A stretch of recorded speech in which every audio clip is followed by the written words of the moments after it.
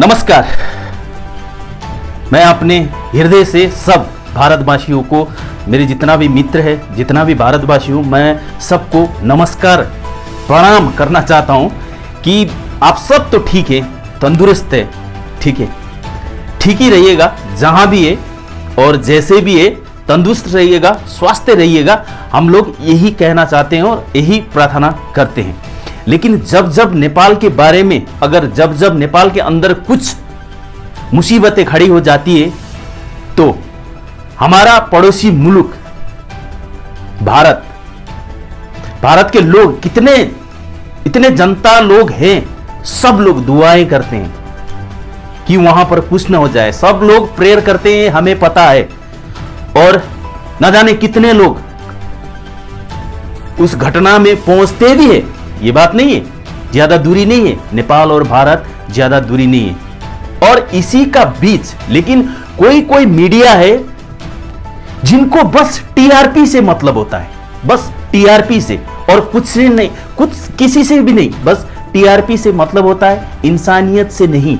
उन लोग को कैसे भी टीआरपी हाई लेवल पे पहुंचाना है, बस उनका काम यही है और हमें भी पता है। और इसीलिए मैं ऐसे न्यूज एंकर लोग और ऐसे न्यूज चैनल को मैं जवाब देना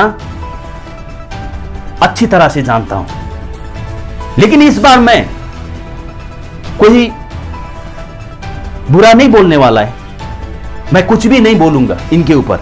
अभी मैं दिखाऊंगा आपको कि भारत का न्यूज 24 का एंकर ने क्या कहा है। और मैं उनसे यह भी सवाल पूछना चाहता हूं कि यह शब्द आखिर क्यों? जब दूरियां बढ़ने लगती है तो दूरियां को कम करना चाहिए, मिलाने की कोशिश करना चाहिए। जी न्यूज वाले ने पिछले बार एवरेस्ट के बारे में बोला था, क्योंकि उनको भी टीआरपी बढ़ाना था। और इस बार जो न्यूज 24 ने दिखाया है ना, जो अपना हरकतें जो दिखाया है न्यूज 24 ने, ये टीआरपी के लिए। पहले देखते हैं कि इन्होंने क्या शब्द बोला है, उसके बाद हम जवाब जरूर देंगे। के साथ मैं हूं पूजा। कोरोना वायरस एक आर्टिफिशियल वायरस है और इसे एक षड्यंत्र के तहत चीन की लेबोरेटरी में तैयार किया गया था। ऐसा हम नहीं कह रहे, लेकिन दुनिया भर के वैज्ञानिक आज भी ऐसा दावा करते हैं। अभी इस पर बहस चल ही रही है कि इसी बीच चीन की एक और खौफनाक साजिश का खुलासा हुआ है। माना जा रहा है कि चीन ने नेपाल के रास्ते हिंदुस्तान में तबाही लाने का एक बेहद खौफनाक प्लान बनाया है। आखिर क्या है चीन का ये प्लान और कैसे इससे बर्बाद हो चुका है आधा नेपाल? आइए आपको दिखाते हैं।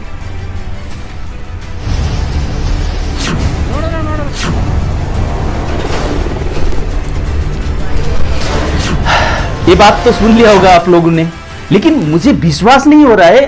ऐसे फेक न्यूज एंकर जो फेक न्यूज देते हैं और फेक न्यूज पे ही काम करते हैं और सारा दिन भर, सारा जिंदगी टीआरपी के लिए काम करते हैं, ऐसे को हमारे पड़ोसी मुल्क का जनता लोग कैसे विश्वास करते हैं और कैसे ये लोग को सपोर्ट करते हैं, मेरे को तो अभी भी विश्वास नहीं होता है। मैं इस बात से नाराज नहीं हूं, बल्कि न्यूज बनाने का भी एक तरीका होता है, एक तरीका होता है, न्यूज बनाने का भी एक तरीका होता है।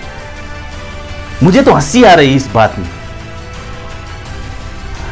जिसके पास आंख नहीं होगा उसने नहीं देखा, लेकिन जिसका कान है, उस जो सुन सकता है, उसने तो ये बात सुनी होगी, तो उसको भी हंसी आती ही होगी। मेरे को ऐसे ही लग रहा है, क्योंकि इनका कहना है कि चीन ने नेपाल के अंदर साजिश रचकर भारत को खत्म करने के लिए ये किया वो किया। नहीं,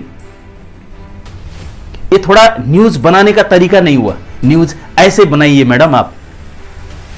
नेपाल और चाइना दोनों देशों का बीच बातें हुई और इन दोनों देशों ने मिलकर आसमान में फोन किया और आसमान से कांटेक्ट किया कि बड़ा ही बारिश कर दो और जल्दी ही कर दो, और इतना बारिश कर दो कि हम तो बह जाएंगे लेकिन भारत भी बह जाएगा। आपका कहना यही है? तो ये सब कहना चाहिए था ना। आसमान में फोन किया और फोन से कांटेक्ट हुई, उन आसमान को रिक्वेस्ट किया कि बारिश। यार ये प्राकृतिक का नियम है, ये प्राकृतिक से कोई भी नहीं लड़ सकता।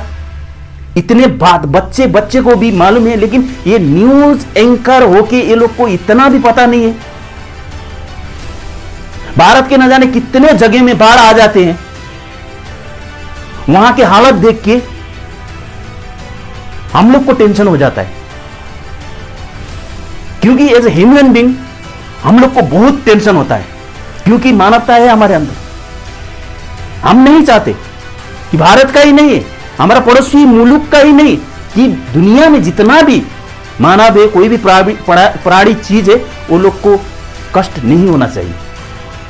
लेकिन अभी हमारे ऊपर बारिश का तांडव मच रहा है, बाढ़ का तांडव मच रहा है, तब उस वक्त भारत का कुछ न्यूज चैनल लोग मजे लूट रहे टीआरपी के लिए। लेकिन हम नाराज नहीं है, लूटो टीआरपी, तुम्हारी जनता तुमको सपोर्ट करे और तुम्हारा टीआरपी उच्च लेवल तक पहुंचे, हमें तो यही कहना है। हम तो भाई जब भारत में अगर कुछ तांडव मच जाए ना, कुछ घटना घटे ना, तो हम तो प्रेयर करेंगे और तुम रोक भी नहीं सकोगे।